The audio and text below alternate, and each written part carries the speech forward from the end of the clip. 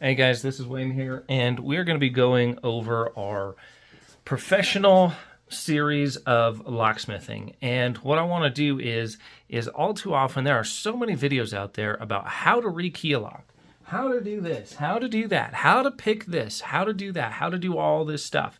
And all that information out there is fine. But here's where the problem comes into play. When you're learning to become a locksmith, the first thing that you should actually be doing is learning the ethics of being a locksmith, the code of conduct of being a locksmith, the integrity that it takes to become a locksmith, and the responsibility of being responsible for somebody else's security. And I think all too often that gets so lost and forgotten in translation.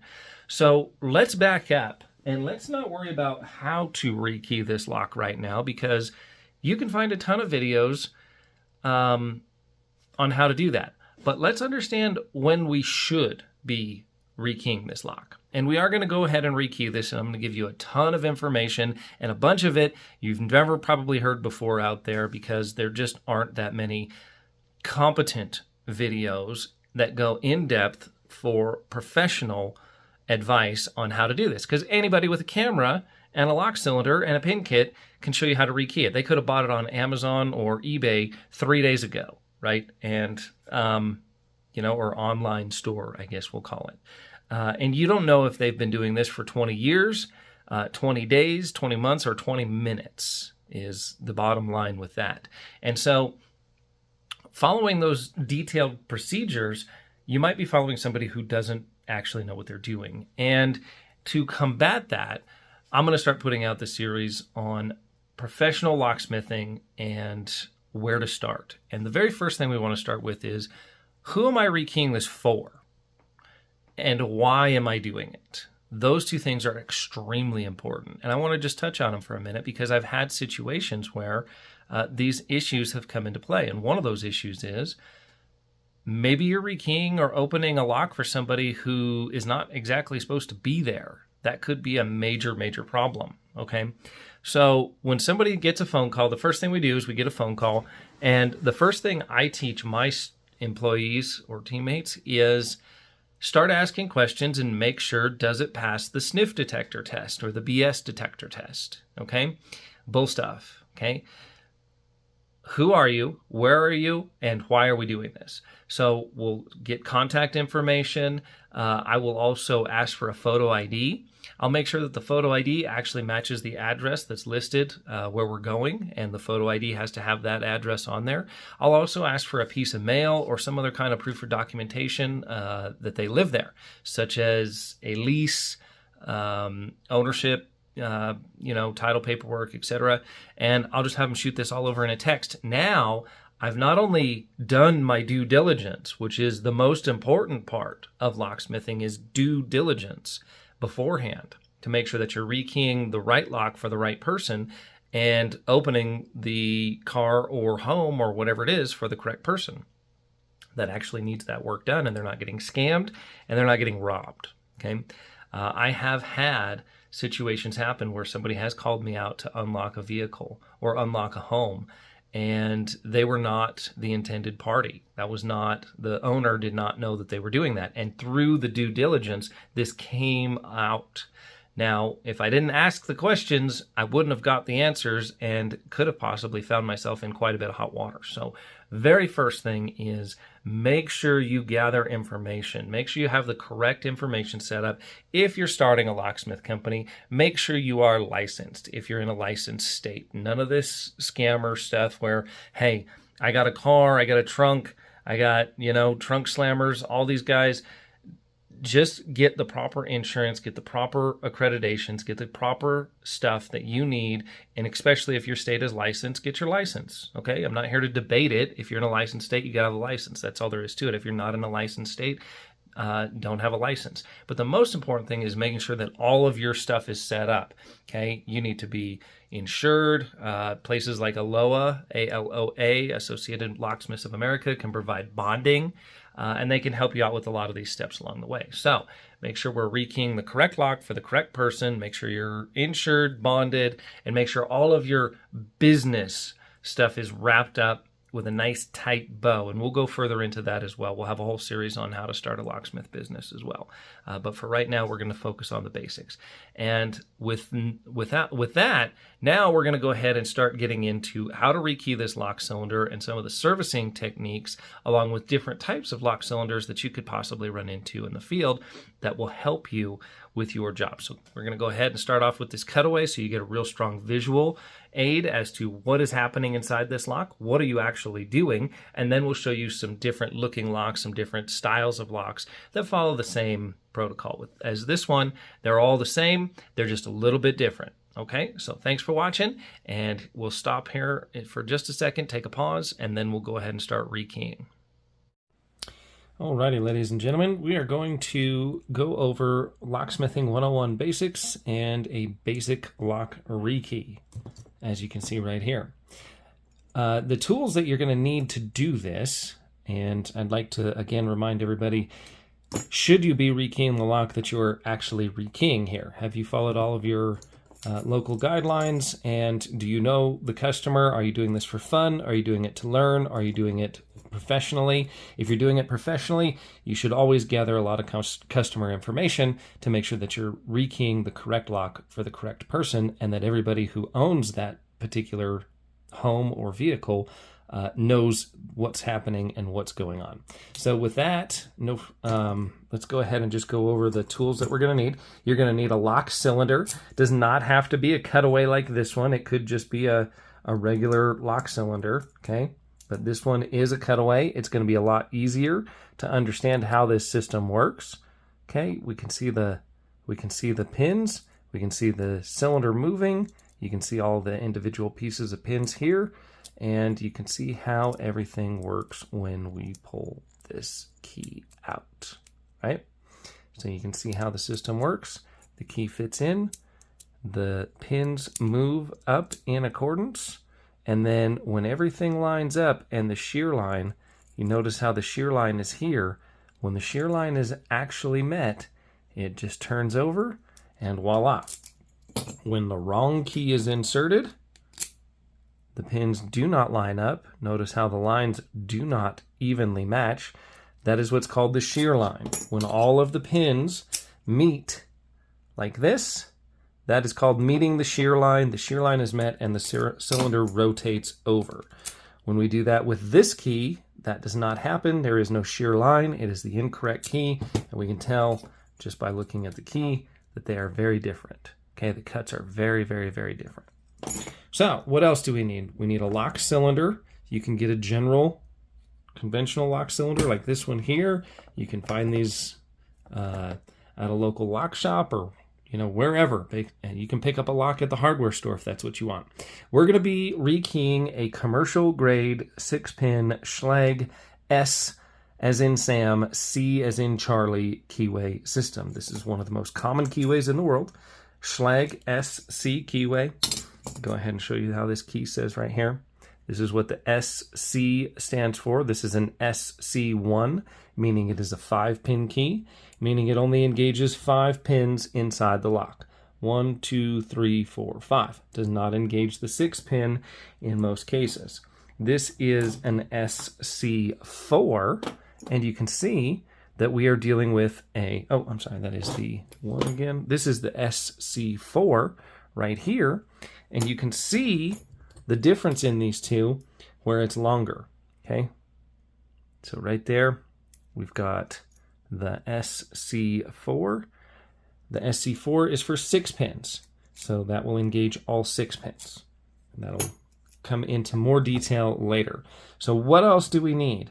Well, what you need and what you may have may be different. I mean, we could change the bitting on this lock simply by taking the existing pins out and cutting a key that uses these same cuts of 3, 5, 7, 3, 3, 7, and we can just mix these around. This key will no longer work, and our new key would. That would be one option. But today we have modern pin kits and universal pin kits like this lab pin kit. Okay, we'll go into this more here in just a minute as we explain more about the rekeying process. But let's go into some tools that you're going to need. I would recommend you have a good set of lock picks. I'm always going to need a good set of lock picks. These are Peterson, you got Reitan, you got HPC. I prefer the stainless steel over the spring steel, just my personal opinion. You're going to need a cap screw tool. So this thing right here goes right into the back of this, and it actually matches up with those pegs and allows the cap screw to come off. You can see it's like a wrench. Okay, you can see, so it's like a bit like a wrench here for this cap screw tool. And then that helps take this off the back side. This is what a cap screw looks like on an actual lock cylinder. So what it's going to do is this is going to depress the detent, which we will go over, and give you some grip to back this piece off so you don't have to do it the way that we're going to have to do it on that one. So cap screw removal tool, highly recommended. Plug follower. This is a master pin follower. You can tell the difference between a master pin follower and a regular follower because of this area that we have blacked out here. I wanted to make that really pop on camera so you can really see the difference between the two, okay? This is an aluminum follower. This is a perfectly great follower, and if you're going to do it professionally, you need to have a master pin follower. This is like a required item in my opinion. We have just another plastic follower right here. Doesn't matter if it's metal, aluminum, whatever. And then we have an additional aluminum follower here. Pinning tweezers are going to be pretty important. The difference between pinning tweezers and regular tweezers are they have this little concave spot on the end right here. This is pinning tweezers, just have that little spot to grab a hold of the actual pin itself, and then when the pin is in here, it doesn't tend to float around. If there's no groove, then what tends to happen is, like a regular set of tweezers right here, look at how easy it is for this thing to move and dance around. So why do pinning tweezers have the groove in them? Well, because right here, now you can see that I can't move that nearly as easily, or at all really for that matter, as long as I've got a good grip on it, okay? So pinning tweezers, I would say, is a must. Good flathead screwdriver, small, little tiny fella like this one here. Good Phillips head screwdriver in a couple different sizes. This one does both sides. It's got the flathead, a little bit bigger flathead here, and a little bit bigger, Phillips head here. So lastly, pippin file. Now this is probably going to be the most expensive part of this. These are made overseas. I believe they're usually made in Italy or Switzerland. This one was made in Italy. Okay, so this is the pippin file that I have. And with that pippin file, you can see she's got a little rust on her because it's been well used. But a nice, like a number 4, usually number 4, I have a couple different ones, number 4s and number 2s. I think number 4 is my favorite. And that's just how textured it is, or how much material, how aggressive it takes the brass off. You may need to have a key that you need to knock some off, or adjust something. That file is going to be your best friend. And then these key gauges right here, Kwikset, Schlage, Weiser, and Westlock. So if we're going to rekey this lock, we have to understand what the cuts are. To understand what the cuts are, we could look on the key itself right here. Okay, these right here are going to be the cuts directly marked right on the key itself. Seems a little goofy, but that's the way that it is. So those numbers tell me what the cuts are and what pins need to go into these depths. Well, what if I have this key? Okay, it doesn't have any numbers on it. This key doesn't have any numbers. So with these keys, you may get the numbers, you may get something without a number, or you can have something like this, same keyway, it says do not duplicate, doesn't give you any information. How do we tell what cuts this is? Well, we have this thing called a key gauge. So you can see, we key gauge the key out, and it's a 3, just as it says right here. You can see there's a 3. Next one will be a 5. Okay, and after you do this for a long time, you can actually just sight read the key or sight read the lock by the pins. Next one will be a 7. Okay, 3, 3, and 7. They didn't get real creative when they were making this one, okay? So how do we decode a key that we don't have the code for? Well, just like same thing, okay? It can be 1, 1, 6, 2, 2. Double check that that's a 6 and not a 7. Yep. Okay, so we just decoded this key. We could write that down. That's why I have a notebook and a pen here. We could write that key code down, and then we would know exactly what it is, and we wouldn't have to lose where we were on that. Okay, so here's the basic tool outline. I'll put links for these different products down below and in the email if you're getting this in an email, and you can see which one of these is going to work best for you. But these are the bare minimum basics that I would say a professional would need. So now that we've got the basic tools, we'll go ahead and pause the video for a second, and then we'll get into rekeying. All right, so we need to put all these tools to good use and put them to work. So we have identified that we have a Schlage SC keyway that is confirmed by the SC stamp on the key, and that key slides right in. So we have a Schlage SC 6-pin. Again, we're going to have to count the pins. 1, 2, 3, 4, 5, 6. 6-pin key. This is all very important information because, like this one here, this is a 5-pin key. Okay? There's going to be some differences between rekeying this to a 6-pin key or a 5-pin key if you don't know what you're looking for. Okay, so we're going to go over a successful rekey, and then we'll go over some of the problems that can arise from a rekey like this. So I'm going to take my flat small screwdriver, and we're going to just barely press on this detent right here. Okay, that little guy right there, and he's got a spring behind him. Okay, so he's springy. So when I push him down like that, see how he's out of the way? This cap can then come off just like that. And then now we're going to start naming the parts of the lock. We've got a cap screw here. Okay, so nice close-up version of the cap screw. We've got our tailpiece. Okay, drive cam, tailpiece. There's some different terminologies running around. Then we have the detent right here. And then I always give this a couple taps, always on your pinning mat. Oh, and one other thing you'll need is a cool pinning mat, okay? Pinning mat is going to be used every single day, and shout out to Lockjaw Manufacturing. Chris over there makes the coolest, absolute most bad pinning mats on the planet. So just wanted to throw that out there. So now we've got our detent spring. I'm going to just show what that detent looks like, and here's where pinning tweezers come into play and start looking like they could help. Okay, so here we go. We've got our detent. Notice it only has a point on one side. Okay, some of them have points on both sides, not all of them.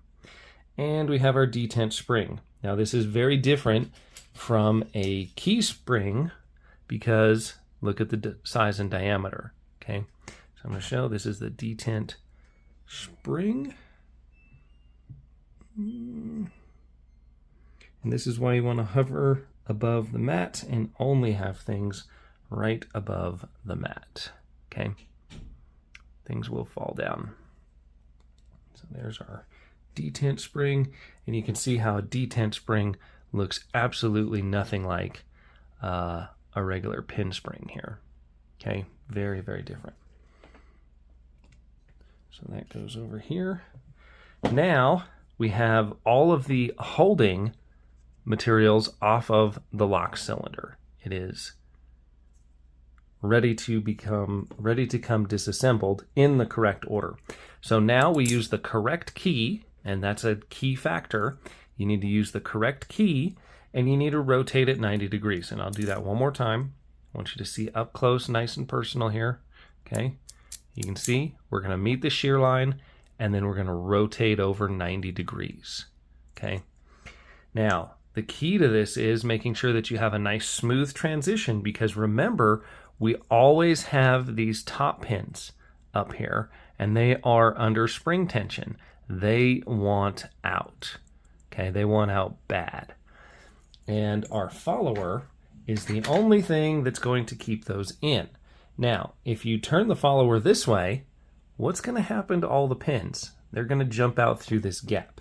So we have to make sure that we bridge the gap and that we have a solid connection right here, even when we're in the 90-degree position. Where does that get a little challenging? Well, if we were to take a look at this mortise cylinder right here, and we were to stick our key in and rotate it 90 degrees, and we were to put this up against there, there would be a gap. And the springs and pins would fall in between the gap, and you would have an exploded cylinder. You'd have to rebuild that. We're not going to allow that to happen today, so I'm just going to go ahead and make sure that there are no gaps in this area right here. I have a full flat contact with the springs that are coming down from the Bible, and we're just going to push. Now here's the ticket on this. Push, never pull, okay? I am pushing with this follower. I am never pulling with the cylinder or the key. As soon as you pull, you will create a gap. And when you create a gap, you let the springs and the pins fly down in between the two. Let me just give you one quick example of this, okay? Watch this here. Now, if I pull this out and I create a gap, what is going to happen? Okay, that pin is going to come shooting out of there at 1,000,000 miles an hour, and the spring and everything are going to go everywhere. That is not what you want to have happen. We want to make sure that the spring stays in his home, and sometimes they fall out on the floor like that. Luckily, we've got another one right here ready to go, and this is part of cylinder rebuilding, which you'll have to understand the concept of too. So I'm going to just slide this pin back in. This is a common procedure that happens all the time. You're going to need to know how to rebuild that cylinder and re-put that pin back in place. I'm going to show that one more time just so we can just make sure that everybody understands the concept here. This is coming down here. The pin comes down like so. He would explode into the oblivion. Luckily, we have a hold of him, and I'm going to put him right back where he belongs, right back up in there. Okay, now everything is looking really good with this rekey, and what I'm going to do is I'm going to rekey this to another 6-pin key. This is an SC4 pre-cut key that I have, and you'll notice when I put this key in here, this pin is too low. These ones seem like they're doing fairly well. This pin and this pin are too high. Okay, so I'm verifying that I'm actually rekeying this to a different key, because with all of the pre-cut keys out there in the world, you could actually accidentally, randomly end up with the same key that you either got as a pre-cut or you chose to cut as the same customer's key. It has happened. Trust me, it's something that can happen. It doesn't happen often. It's a 1,000,000 to 1 chance, but it can and will happen. So what I'm going to do is I'm going to rekey this lock by pulling the key out. All right, so I'm going to pull the old key out. You can watch all those pins jump around. It's kind of fun to do. Okay, so the old key comes out. My new key comes in. Okay, or I'm sorry, that was the old key. We're going to actually switch this one in. And if there are pins in there that are exactly the same and you're not fudging the numbers just a little bit, if they are identical cuts, then just go ahead and leave them in there. Okay, there's nothing that says that you have to replace every single pin. If it's the exact same pin and the exact same length that you're going to be putting back into it, that would not make a whole lot of sense. So I'm going to leave those two right there. I'm going to run my decoder. Okay, we're going to do Let's see here. 1, 1, 7, 3, 3, 9. Okay, so I've got my code, and let's see here. I'll write this down. We'll go right here, and then we're just going to add a 9 to it. So 1, 1, 7, 3, 3, and 9 is the last cut. Okay. Good to have a pen with you, or a pencil, or something to write something down with. So now I'm going to take this, I'm going to put this in here. Then we're going to see that we have these that are already the same. I'm going to throw a 9 pin right here in this location. Make sure it passes the sight test. It needs to look flat and flush. If it doesn't, if you see what you saw before with it sticking up just a little bit or down just a little bit, that is not going to work later. It is going to cause you heartache and problems. Trust me on this. Okay, I've done this long enough. It's not worth it trying to make a pin fit. So let's see where we're at with a 0. I'm also going to go to 1.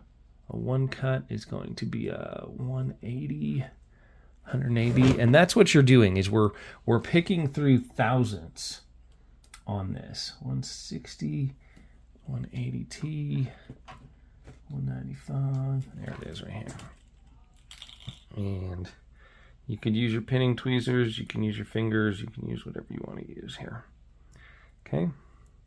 So now we have successfully rekeyed this lock with all of the correct pins. Okay, and I'll just pull this back out. Again, verify that the old key is not going to work. This one is too high and these two are too short. It will not turn over. You will not meet the shear line. Okay, I promise you. Just not going to happen. Put our correct key back in, and I'm going to go ahead and make sure it's turned at 90 degrees. Make sure, again, that I've got no space in this area here. Okay? You don't want to dump the pins out, so I kind of hold them flat, and then I hold the Bible and the lock housing this way and insert the plug like so. That's the first good sign, is that it slid in. If it doesn't slide in, one of your pins is too tall. Now, the other catch that we can have is if one of our pins is too low, it'll get caught up in the next process. If we did everything correctly, I should be able to turn the pins up. You can actually watch them snap into place.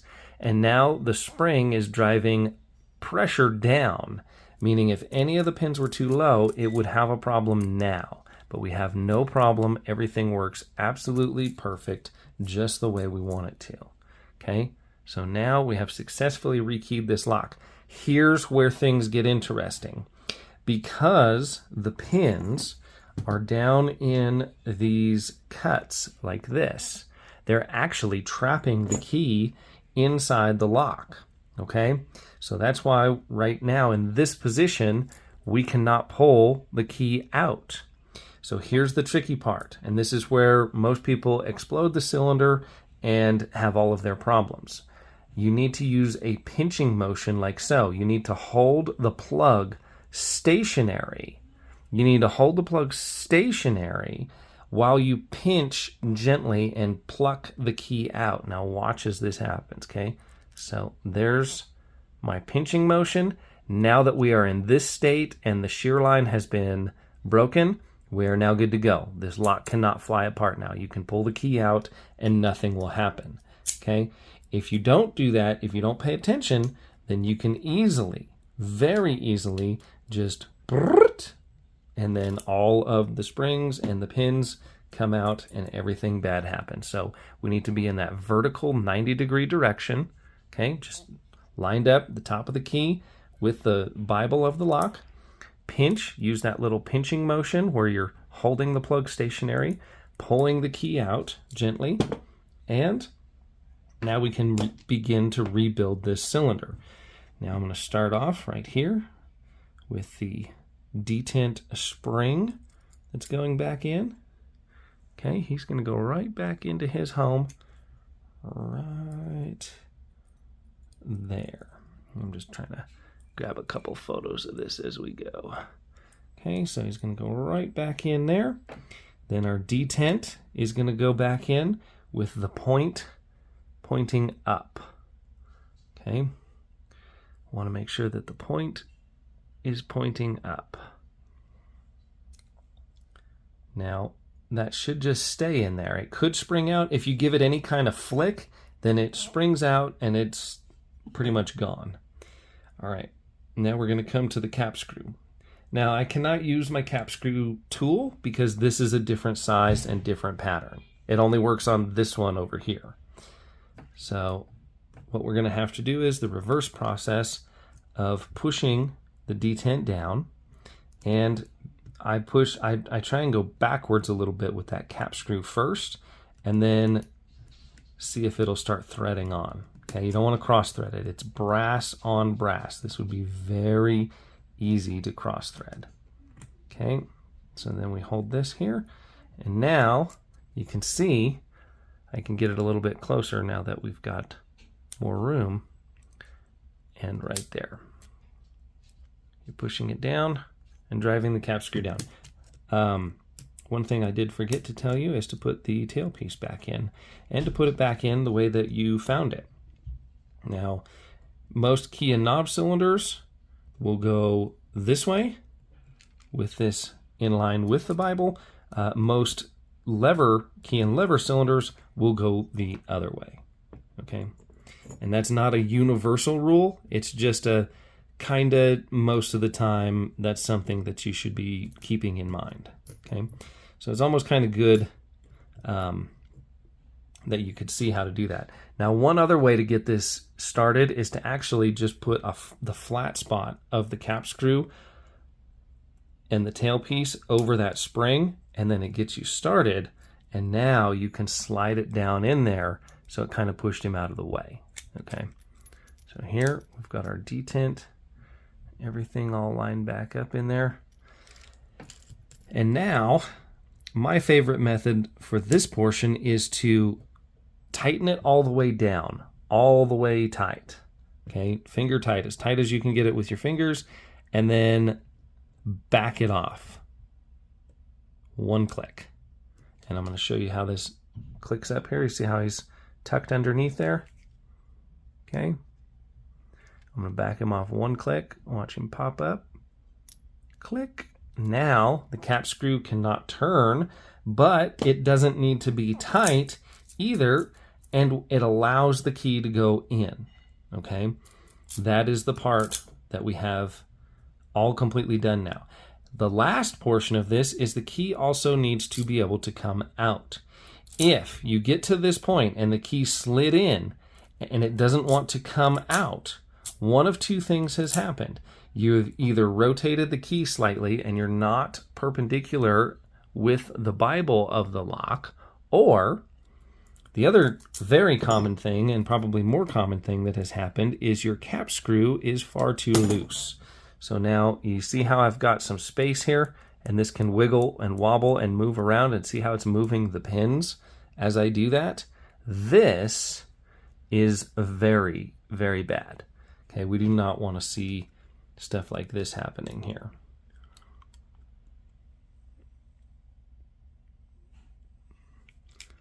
Okay, so what happens when I stick the key in? I can't get it back out. Okay, it will not come out because the pins are being trapped and trapping the key in place, because the pins are in the key cuts and it's rubbing against the cylinder and not allowing it to come out. Can we get this key out? Yes, we can. We do that pinch thing that we did before. The key will come out. I can now set the cylinder down, and I'm going to go ahead and tighten all the way and back off my one click. Now, everything works extremely smooth.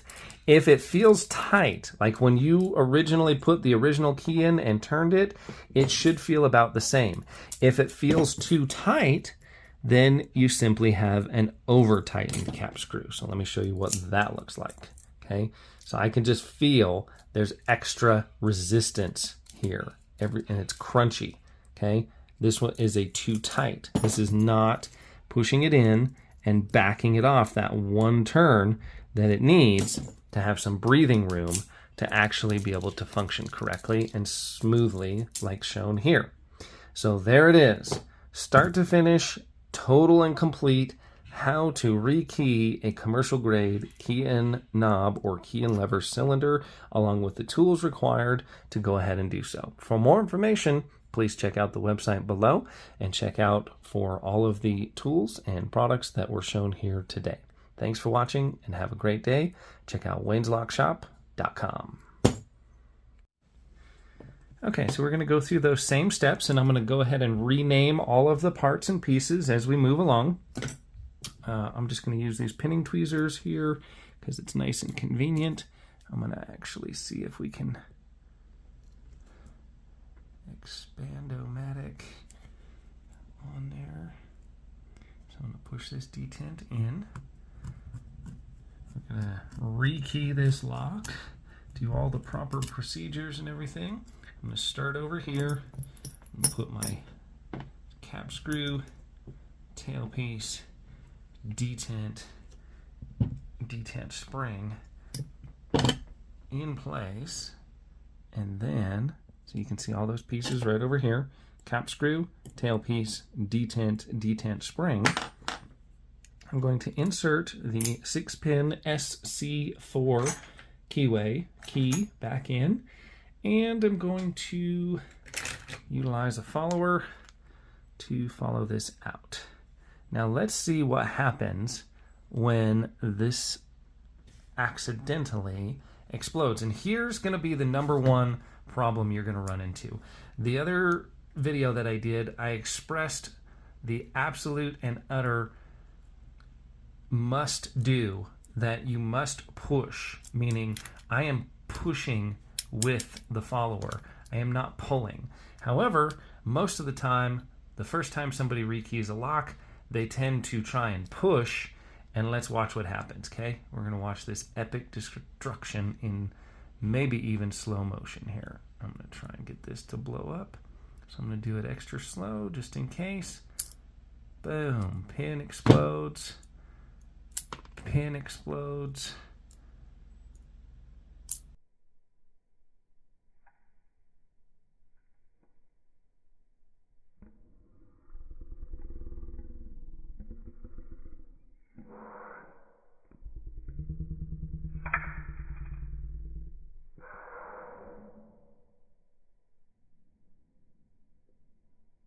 Pin explodes, and now we have a giant mess. As a locksmith, you will get cylinders handed to you that are in this condition. There may or may not be springs left in there. There may or may not be springs left in the Bible. They may be on the ground. All kinds of bad things happen. And then we usually dump those too. So how do we put Humpty Dumpty back together again? Well, the first thing we need to do is we need to start off with what we know. Okay, so there's a lot of pins out on the table right here. And when there's a lot of pins out on the table, what we need to do is come up with a plan to rebuild one thing first. So the first thing that we're going to do is, I would recommend building this cylinder from each side. Now this is where pinning tweezers are an absolute mandatory must. It is extremely difficult to do this. I have done it without pinning tweezers, but it is extremely difficult to go ahead and try and do so. So what we're going to do is I'm going to build this cylinder from halfway each way. And that means that I'm going to come in and I'm going to put my follower here, and then we're going to rebuild from these 3 chambers out. And then I'm going to push the follower all the way through, and we're going to rebuild from these chambers all the way out. The reason I'm doing that is so I'm not starting and reaching all the way in the back of the lock here, okay? I don't want to have to reach my tweezers all the way back here and try and manipulate the follower to be able to trap the pins to rebuild this cylinder. This is what we call an exploded cylinder, by the way. This is what I refer to as an exploded cylinder. All right, so we got a little bit better lighting, and now we're going to start to rebuild this cylinder. So I've got my pinning tweezers. I already got a couple springs here, so this is going to actually be easier to rebuild, in my opinion, this way. So what I'm going to do is I'm going to make sure that we do not capture the spring in this equation. So I'm kind of looping and pushing it down, and you can see right here that we do not have the spring in play. Okay, so we'll get real up close and personal for this. And then the next one, again, we do not have the spring in play. So the first thing that we're going to need to do is I'm going to need to grab a top pin. Now, the top pins are going to be identified as not having a point. Okay, so this one has a point. That is a bottom pin. This one is obviously a top pin because it has two flat sides. No point on there whatsoever. Okay. So what we want to do is we've got to, and I'm going to try and show this as best I can. I would normally be looking through the cylinder, okay? But that's going to be difficult to get on camera, so that's why we're using the cutaway. So I'm actually going to tuck this right up in here, and you can see how I'm moving that spring? So now I've got a lot of things going. I've got sideways pressure. I'm pushing in and down on the tweezers, okay? And I specifically have this pin grabbed just like this so that the pin can go into the chamber and I can have enough meat to let go of it and pinch it in place. So let's watch this happen all at once here. So I'm going to find the hole, I'm going to insert the pin, and then I'm going to trap it with side pressure. So now you can see I can actually trap that pin right where he needs to be. Okay? He's right in there. Now I'm going to push him down past the follower. Okay, I'm going to push him in, push him down, push it just like that. It's very hard to do this on camera. Okay, I'm going to push it down, and then I'm going to move the follower past it. Do you see how the follower is now past where the pin is? Does that hopefully make some kind of sense here? Get this to point it out a little better. Okay, so right there, our pin is now past that. So I'm going to continue to work my way out. Now the next one, we're going to actually have to set a spring. If you don't have the spring, or you can't find the spring that came out of your lock, this is where you go to your pin kit and you grab another spring.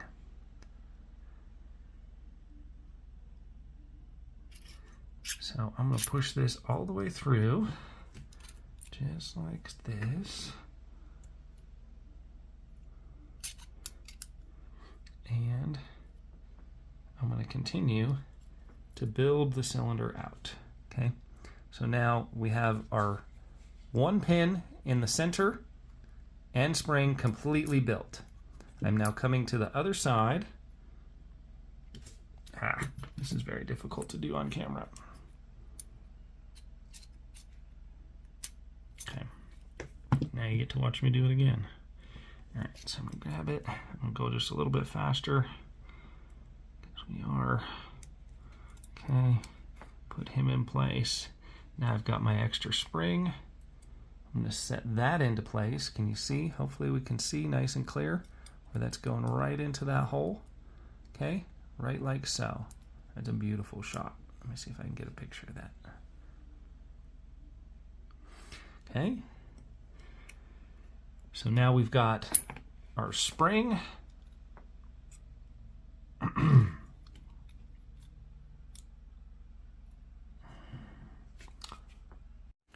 Okay, so I'm going to switch followers. That other one was not working the way that I wanted it to. So I've got an all solid white one. The problem with the master pin follower is that every time it gets rotated, the pin would keep falling through here. So that's not going to work out very well. Get a solid follower here. And I'm going to go ahead and grab this, rebuild this for the third time. Put that one right back in there. Okay, done. Good. Okay.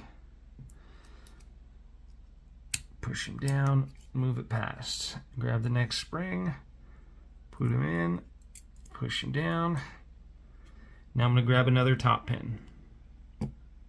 If you do not have a top pin, you cannot find a top pin, you would look in your pinning kit, and your pinning kit would tell you what a top pin needs to be. For Schlag, depths between 0 and 5 are going to take a 237 thousandths top pin. Depths between 5 and 8 are going to take a 200 top pin, and depths between 8 and 9 are going to take a 165 thousandths top pin, according to the lab pin kit that I'm staring at. Here, now you can see we can do that again.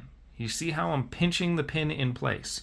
I intentionally grab him so I have extra meat to work with, and then collapse the spring and hold it in place. Then we push down while I'm pushing on the follower, and now we have 2 set pins. Okay, now we've got 2 right here and right here. Perfect. Now we're going to go for the last one. Again, I'm going to grab another top pin, and this one should be very easy for you to see. Very easy. Okay, just set it right in place. You can see that from all angles. And then I'm just going to push and down. Okay. Now we've got to do the other sides. I could turn this follower around. That would probably be the easiest way to go, or I could just do it with this side. Either way is going to work. I'm just going to go ahead and go for it. So again, now notice how I'm starting in the middle and working my way out. That way I'm not reaching all the way across inside the lock cylinder. Okay, so grab another top pin. Actually, I'm sorry, we'll grab a spring first. Spring goes in.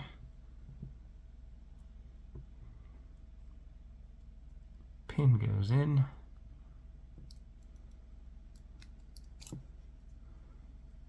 Perfect. Next one. Back it off just a little bit. Spring goes in.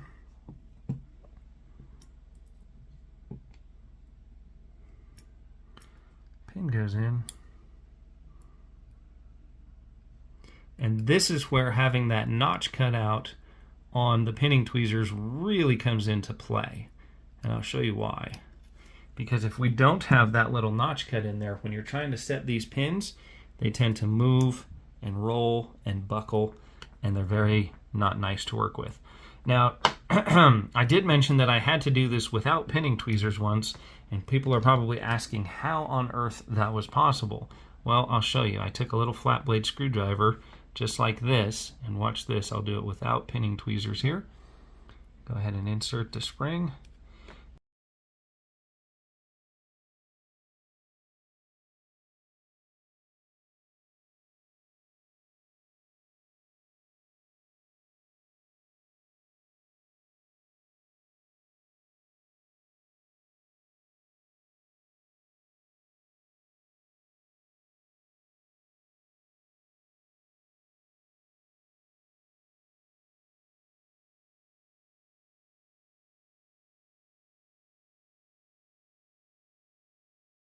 And voila. Now we have in place, and you can set a pin without pinning tweezers, but it is much more time consuming. Okay, so now we have the cylinder completely rebuilt. All of the springs and all of the top pins are in their proper location. Now we've got the key pins. This should be fairly easy. You should be able to basically sight read them. And so what I would do is set my key up like so. I would then get my pins. I would say that one's the deepest. That one's mid-shallow, mid-shallow, shortest, shortest, and longest. Okay, so I arrange my pins based off how they're gonna coordinate in the key, and let's see if I was accurate or not. Take our pins, put it right directly back into the cylinder. That one looks good. We're on the right track. We're on the right track. Great way to tell whether they're flush or not. Run the tweezers across. Beautiful, beautiful, and beautiful. Okay, so now everything looks very nice and fits extremely well. And then we take this, run it back into our cylinder, and what do you know? Everything works good. Click, click. Awesome job. We have just rebuilt this cylinder from exploded back to fully functional in no time at all.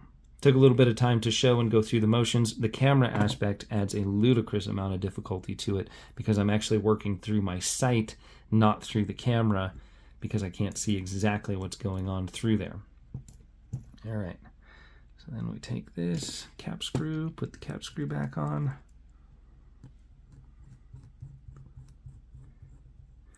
Tighten, loosen up one turn, key, voila. Beautiful. Okay, all day long, totally and completely from exploded to rebuilt in no time flat. Thanks for watching. For more information, check out the website below. As always, check out wayneslockshop.com. There's tons of great tips, tricks, and advanced locksmithing techniques through my lifetime of locksmithing available on wayneslockshop.com. Okay, so here's a little locksmith tip and technique that can work for you. So let's say you go to a location and they have a storefront door with an Adams Right lock such as this one here, okay? This is a 1-inch mortise cylinder, or maybe they have residential grade hardware, something like that you could buy from the local hardware store, and they have what's called a residential key, which would be the 5-pin SC1 keyway. If somebody has this, here's how this is going to work. You'll notice that the tip of the key almost comes to the edge of the back of the lock and through the cam or the tailpiece. If we try and pin this up to a 6-pin key, we're going to have problems. This is not going to integrate correctly, and it's not going to work out very well because you're going to be introducing the tip of the key to components inside the Adams Right locking mechanism that could cause it not to work.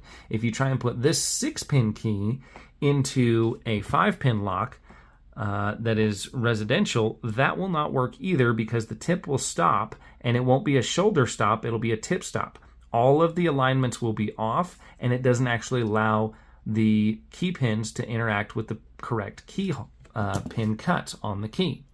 So what if we have a commercial grade lever or a mortise lock or any other lock that is a 6-pin lock that is designed to have 6 pins? However, you are limited to only 5 because of one of the other locks on your job. How can we solve this problem and maintain the most amount of security and keep the customer happy? Well, I will show you. Believe it or not, both of these keys will work in this lock. Now, I want you to follow me on this. Look at this lock, or I'm sorry, at this key. It is a full cut shorter than the key behind it. All of the rest of the cuts are the same, and this key does work. Look, there's no camera magic or anything here. This is a cutaway cylinder that it actually works, and you can see all of the pieces moving. In theory, would this 5-pin key ever work this 6-pin lock? No. Unless you have the little tips and tricks that I have that allow it to do so. So let me show you what's happening here, and let me show you why this works. When we take this cylinder apart, the 9th chamber is where all of the magic happens. Now, there would be 2 ways that we could convert this 6-pin lock to a 5-pin. The most common would be simply to take the lock, take it apart, drop the 6th pin, okay, and then drop the 6th pin on our cutaway cylinder here. And here's why this is important, okay? If we don't do this step, what happens if we leave this open is the top spring drives the top pin into the cylinder, and you now brick the cylinder, and you have something that looks like this. Somebody forgot to do that here, okay? That's what that little spring is indicating. So normally, a professional locksmith would say, okay, we need to drop that 6th chamber, make sure that we don't get tangled up with that spring or anything else up in there again, and we don't want to have to contend with that. So take him out, drop the spring, okay? Drop the spring out. Now we take the old key out, 6-pin key is gone, 5-pin key that works in the other locks is now in. We have dropped the 6th chamber because there's no room for a cut for it, right? There's no cuts for this actual lock cylinder right here for that particular side. So we put this in, and voila, everything works. This would be set up. This is one way to do it. You can drop the spring and the pin in the Bible and drop the pin, the key pin, in the lock housing itself. That is one way to do it. My philosophy is that you just made this lock less secure because it is more difficult to pick with that additional spring and pin in here. I would say that is more secure, and you are reducing security when you do this particular option. Now, in the grand scheme of things, is it life or death? No. You did what you did to make it work, right? Here's another option. Let's try a different option, okay, that maintains the security and still allows that key to work. Now, I'm going to rebuild my cylinder, which we should all be familiar with. We just did a video on how to do that. Top pin, top spring, push him in. Sorry about that. Caught the camera there. Push him in, hold him down, set him flat, follower goes by.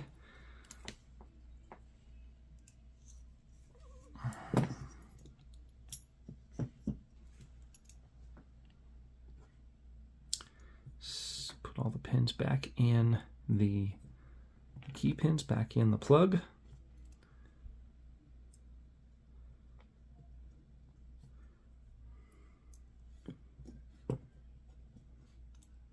Now here's where the magic comes into play. A number 9 or 300 thousandths bottom pin is the key to making all of this work. Why? Because that pin just so happens, I don't know if this was done intentionally, I don't know what the idea was behind it, but it just so happens that that pin with a number 9 depth sits absolutely perfect and rides on the angle of this cut right here to the point where a number 9 pin or 300 thousandths pin will sit perfectly flush at the shear line when the key is inserted if you have a quality SC1 key blank and a quality cylinder. I say that because if you have a cheap cylinder, it might hold the shoulder out here and it may not line up like now. It may allow it to go in further, in which that would push the pin up, and it wouldn't work either. However, in this scenario, everything works perfectly flawlessly here, and even though we have a 5-pin key, it still acts the same as the 6-pin. So I want to show this to you one more time. Everything is flat and flush with the 5-pin key. When I remove it, it also does provide security because the top pin would be driven down into this chamber and it is now lower. And so all 6 pins are actually holding this lock tight. Okay, all 6 security pins are engaged. When I add the 6-pin key in, everything is the exact same depth because there's a flat and flush cut for it to sit in right there. Let me see if we can really blow that up and allow you to see that. Look at that. You can see how the pin sits right smack dab in there. That's actually a really cool picture. I want to see if I can get a little bit better one of that. Okay, right there. So you can see the pin is riding on that cut. Now what happens when we take this key out and we insert this key? Look at it riding on the tip. You can see how it sits perfectly and slides back and forth. And if I slide it out, instantly goes down. Okay? Slide it back in, instantly goes up. Okay? Really, really cool stuff there. So there he is down, and then it slides and engages with just the perfect angle, and he's right back where he needs to be. So then I can put this back together. I do not have to drop the 6th chamber like we did before, and now this 5-pin key works exactly the same as this key. You can do this with any lock.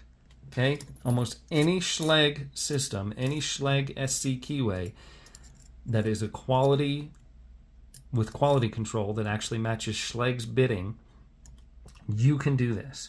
And you can take a 5-pin key and make it and blend it to a 6-pin lock by adding a number 9 to that last chamber. We're going to go ahead and just completely rebuild this cylinder just so everybody can see everything from A to B. The whole process. Then instead of using pinning tweezers to cap this, I actually use the cap as my detent tool, and then I let it click into place, and voila. Now I'm going to have to use my detent tool or screwdriver, whatever you want to call it, down to tight, backed off one. Both keys operate this lock.